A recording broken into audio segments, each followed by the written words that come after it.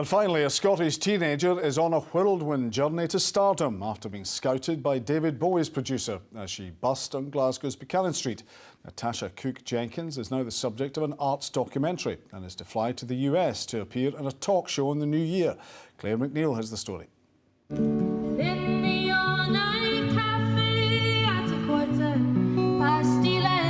For years, the streets of Glasgow were Natasha's stage. Little did she know among the passers-by was a producer who'd worked with the likes of David Bowie, sizing up his next star. I sang Streets of London by Ralph McTell. That's one of my little set lists from busking, and Tony Visconti came over and put money in, and he stood right out from the crowd to watch.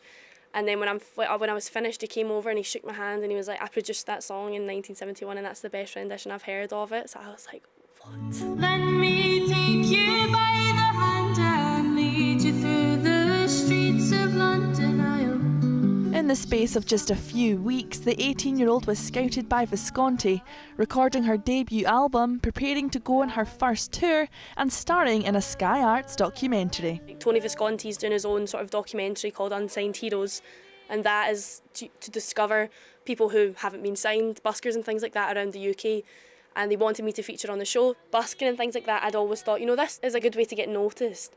But to happen on this size and this scale of things to happen is just crazy. She hopes to release her album in January, after which she'll jet off to the States to join American comedian Steve Harvey on his talk show after they saw her videos online. Alright, everybody, my next guest is... Over the summer, I was setting up for going to London to study. People dream and they dream of making it big, but you never actually think it's going to happen, and no one really understands it's literally overnight, and I cannot stress that enough. It's overnight. Natasha's been whisked from the streets into the spotlight at a rate she can't get her head around. And it looks like 2018 is set to be a busy year for this young girl and her guitar.